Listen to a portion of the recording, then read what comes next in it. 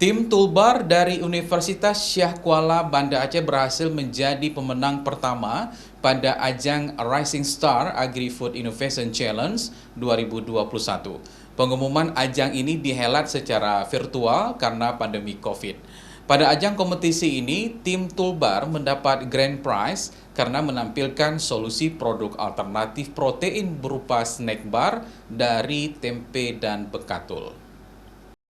Di ajang internasional ini, tim Tulbar yang terdiri dari 5 orang mahasiswa berprestasi menampilkan produk alternatif protein berupa snack bar dari tempe dan bekatul, produk samping dari industri penggilingan beras yang sering digunakan sebagai pakan ternak.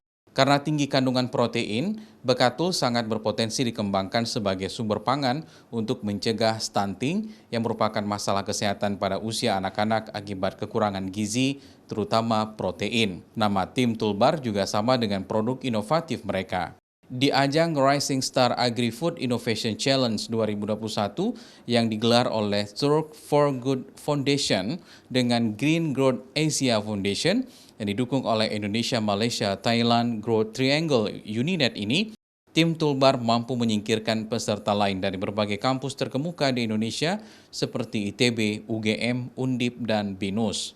Di mana kami menciptakan semacam snack yaitu food bar yang berbahan dasar bekatul. Target daripada produk ini adalah untuk mencegah stunting di Indonesia, terutama di Provinsi Aceh yang prevalensinya itu cukup tinggi, yang dapat dikatakan masih jauh lah dari standar yang ditetapkan oleh WHO. Kegiatan ini dilaksanakan mulai 12 Agustus, diikuti secara virtual dengan peserta 2 tim terbaik dari 3 negara, yaitu Indonesia, Malaysia, dan Thailand.